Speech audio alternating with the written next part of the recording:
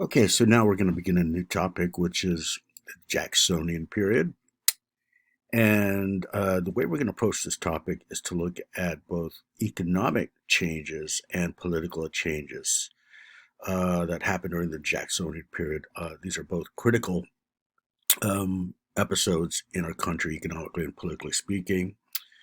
And what you have before you in the slide are the earliest factories that are going to emerge in the United States. Basically, before the Jacksonian period, were predominantly agrarian, right? The small family farm was really the basic unit of the economy. But then you're going to see, and it doesn't happen overnight, but eventually you'll see these farms disappear in the face of growing factories.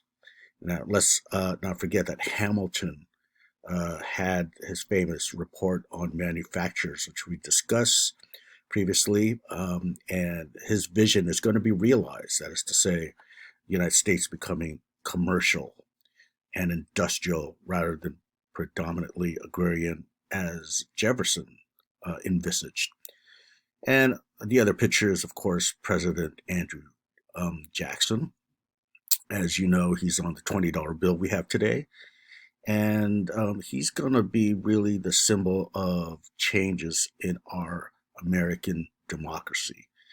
And to cut right to the chase, here's the era where um, property ownership is no longer required to vote.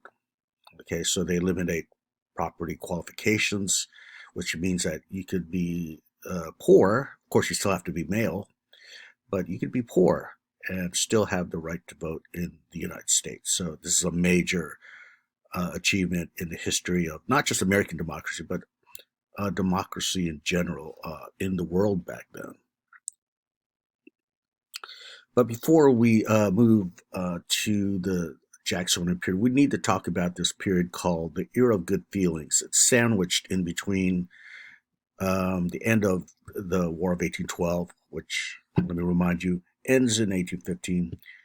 And then the Era of Good Feelings ends in 1828, which is the beginning of the Jacksonian period. That's when Jackson is elected to office. Now, we previously mentioned during our discussion of the early national period that what you have happening is the loosening of connections, not only with England after the War of 1812, but also with Europe as a whole. And you see increasing nationalism, as we discuss. You had the war hawks who had this vision of the United States becoming eventually powerful, right? And you see, in other words, the expansion of the national economy. And this is a change in the Jeffersonian vision that we discussed when we talked about Jefferson's simplicity and the revolution of 1812, as you meant, or excuse me, 1800, revolution of 1800, um, where Jefferson really saw the new republic as more simple, right, and agrarian. Well, it's the opposite. What happens? The new republic becomes complex. Okay, and we'll be charting this from this era of good feelings really till the end of the course here. That is with the Civil War. Okay, so you have this period again in between the early national period and the proceeding Jacksonian period, which begins in 1828.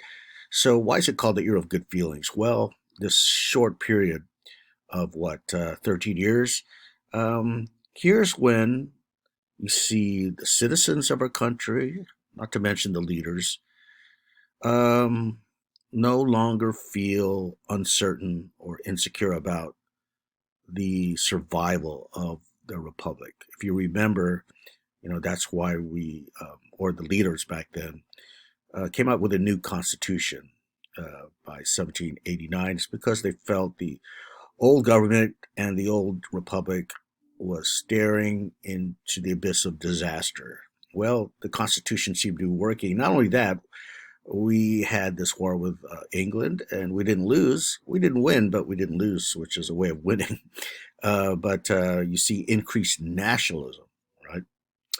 It's called the Year of Good Feelings, by the way, because a journalist, a newspaper writer, was keeping track of the president back then who was touring the republic, and he said everyone has good feelings. This is the era of good feelings, and for some reason, that name stuck. Okay, the main thing we want to discuss with the era of good feelings is increasing nationalism. Let me remind you that nationalism, if you're talking about it in an economic sense, you're talking about it becoming self reliant, independent, no longer dependent upon other empires or countries, namely Great Britain or the English Empire, right? We've become economically self sufficient. But you could also talk about nationalism in the sense of the nation in general, building and becoming more on secure foundations, and even feelings of patriotism. Right? Okay, the whole argument here is that during the era of good feelings, you see increase in nationalism. Okay, so in order to answer that question, we could break it down to three aspects: the American system, a court case called the McCulloch versus Maryland, and a doctrine issued by President Monroe called the Monroe Doctrine in 1824. Okay, how do these three areas promote nationalism? Well, let's look at the first one, the American system. This is economic nationalism, all right, and it was devised by some senators. The main guy was John Calhoun, Calhoun, John Calhoun, who was a war hawk, if you recall. And the goal was to develop the republic in economic terms. And they felt for this to happen, you needed to have economic integration.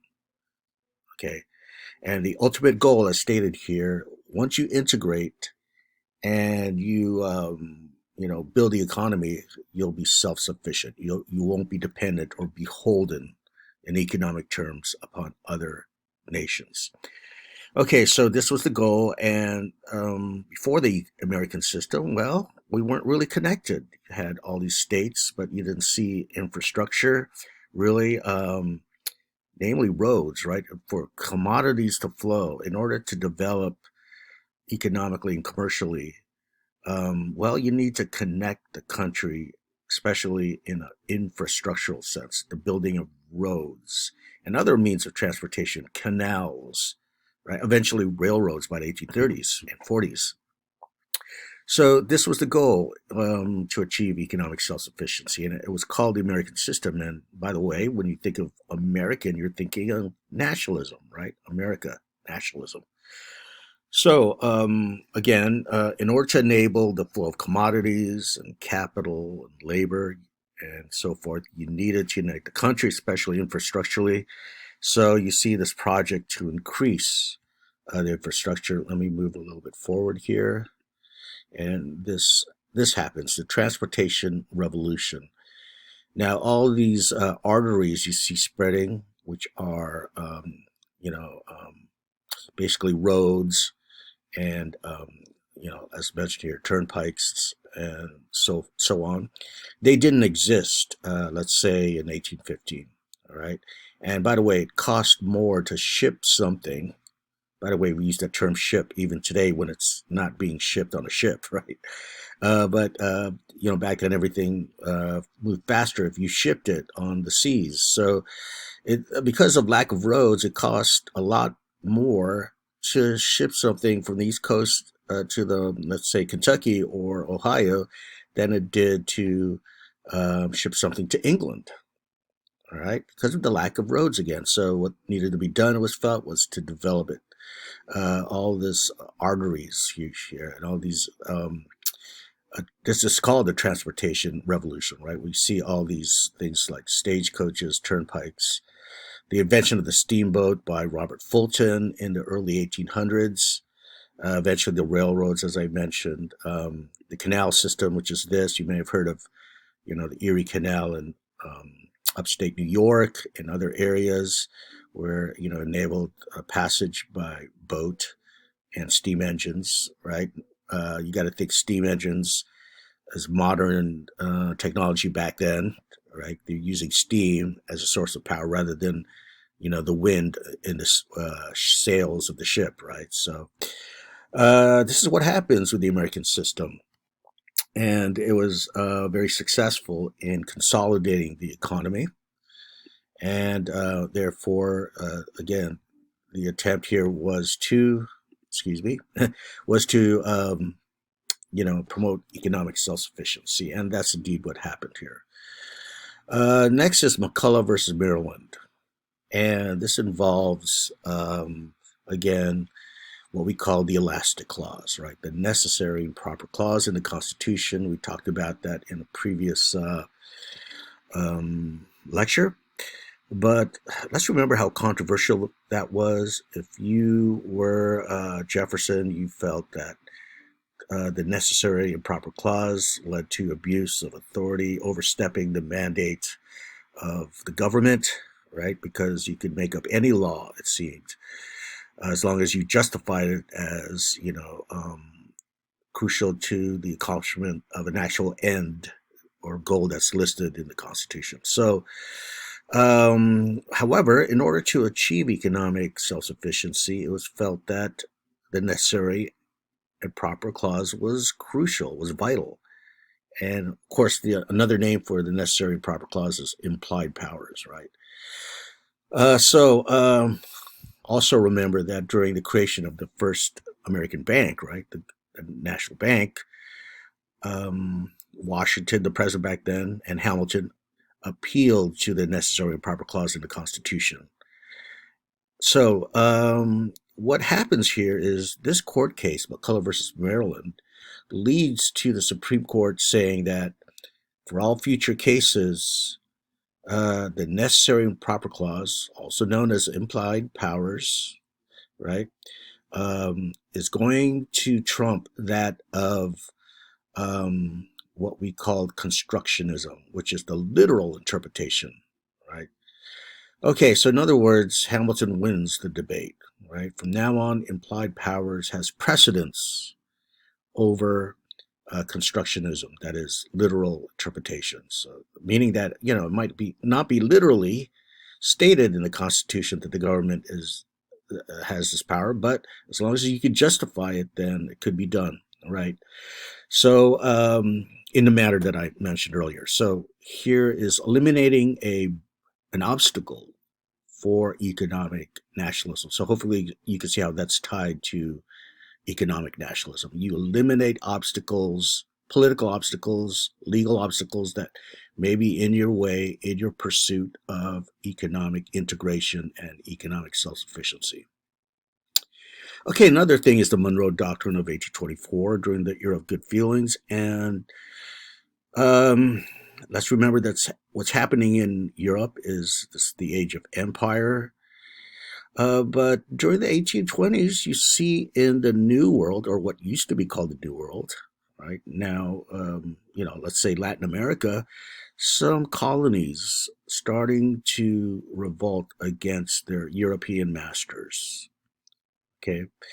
In fact, in the early 1800s, you see a full-on revolt in the country of Haiti. We call it today Haiti, right? They revolted against their French colonial masters, right? This was a slave revolt. But other flare-ups were happening. So, they were gesturing, the European imperial powers, that is, they were gesturing to form this coalition, come on over, and, not only display their strength, but even put down possible revolutionary flare-ups. So, well, we got wind of this, and we said to these Europeans, stay out of our side of the world, out of the Western Hemisphere. That's the Monroe Doctrine. Okay, it's saying if you actually come to our side of the world, which is the Americas, well, it could be construed as an act of war. Okay, and likewise, we won't go over there. So it was a bold statement at that time because America was just, as we know, building. We were, forming our country, our new republic, and we weren't in league yet with these powers, but we were taking a bold step here and saying, this is our side of the world, keep out.